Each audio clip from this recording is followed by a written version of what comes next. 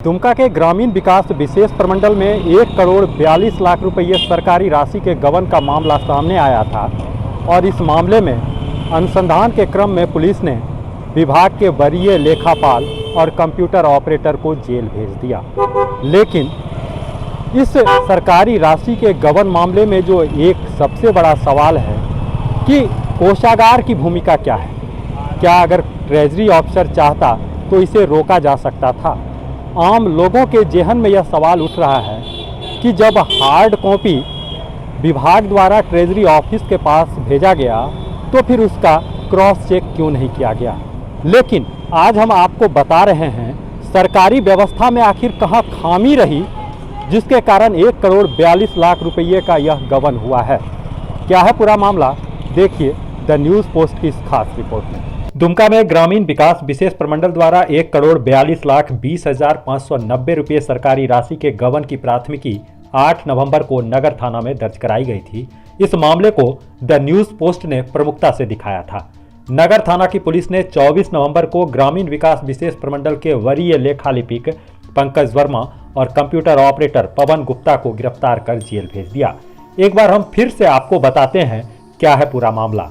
दरअसल दुमका के रामगढ़ प्रखंड में ABC कंस्ट्रक्शन कंपनी द्वारा 10 करोड़ रुपए की लागत से पुल का निर्माण किया जा रहा है। कार्य के एवज में विभाग द्वारा 28 अक्टूबर को हार्ड कॉपी और 1,42,20,590 रुपये का चेक ABC कंस्ट्रक्शन के SBI खाता में भुगतान के लिए कोषागार पदाधिकारी के पास भेजा गया। लेकिन कोषागार पदाधिकारी के पास हार्ड कॉपी और चेक भेजे जाने के बाद सॉफ्ट कॉपी में छेड़छाड़ कर ABC कंस्ट्रक्शन की SBI अकाउंट के बदले हरियाणा हिसार की GK इंटरप्राइजेज नामक कंपनी के कैनरा बैंक का अकाउंट नंबर सेट कर दिया गया। इतना ही नहीं, GK इंटरप्राइजेज का कैंसिल चेक भी अपलोड कर दिया गया। राशि जब ABC कंस्ट्रक्शन के खाते में नहीं पहुंची तो 8 नवंबर को संवेदक द्वारा इसकी लिखित शिकायत ग्रामीण विकास विशेष प्रमंडल से की गई, जिसके आधार पर नगर थाना में GK इंटरप्राइजेज पर प्राथमिकी दर्ज की गई। प्रखंड रामगढ़ के अधीन लखनपुर में मुख्यमंत्री सेतु से पुल निर्माण का कार्य ABC कंस्ट्रक्शन द्वारा किया गया। इसके भुगतान के लिए विपत्र की राशि 1,42,20,590 रुपये की चेक एवं हार्ड कॉपी कोषागार में समर्पित किया गया। संवेदक द्वारा सूचना दिया गया कि यह राशि मेरे खाता में नहीं दी गई है। इनके सूचना 8/11 को प्राप्त होते ही इसकी जांच की गई और जांचों उपरांत नगर थाना में प्राथमिकी दर्ज कर दी गई। अब हम आपको बताते हैं कि सरकारी व्यवस्था में कहां खामी रही जिसके कारण GK इंटरप्राइजेज नामक कंपनी के खाता धारक राजेश कुमार सिंह रातों रात करोड़पति बन गए। सूत्रों की माने तो 28 अक्टूबर तक राजेश कुमार सिंह के कैनरा बैंक के खाता में मात्र 31 रुपया था, लेकिन 29 अक्टूबर को 1,42,20,590 रुपया हो गया। इतना सातिर निकला वह कि तमाम राशि का ट्रांजैक्शन कई अकाउंट में कर दिया। राजेश सिंह बिहार के नवादा का रहने वाला है और उसने अपने छोटे भाई रंजन सिंह के खाता में 54 लाख रुपया भेजा था। फिलहाल दुमका पुलिस नवादा से रंजन को दुमका लाकर पूछताछ कर रही है, जबकि राजेश सिंह की गिरफ्तारी के लिए पुलिस की टीम दिल्ली में कैंप कर रही है। फिलहाल वह फरार चल रहा है।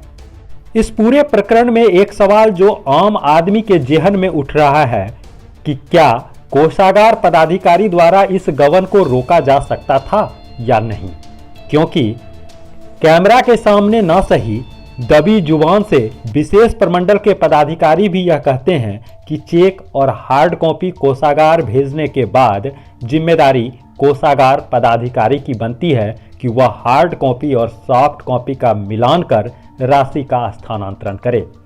इस बाबत जिला कोषागार पदाधिकारी विकास कुमार ने स्पष्ट कहा कि जिस राशि का निकासी एवं व्ययन पदाधिकारी कोषागार पदाधिकारी होते हैं उसी का अकाउंट डिटेल सॉफ्ट कॉपी में दिखता है।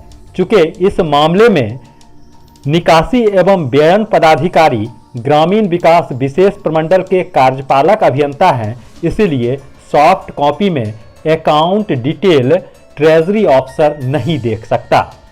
ऐसे मामले में कोषागार पदाधिकारी को सॉफ्ट कॉपी में advice number, entry date, operator name, drawer's name, net amount, gross amount, bill head, pay mode ही शो करता है और इन तमाम डेटा का मिलान सही पाए जाने पर ही उन्होंने राशि का ट्रांजैक्शन किया।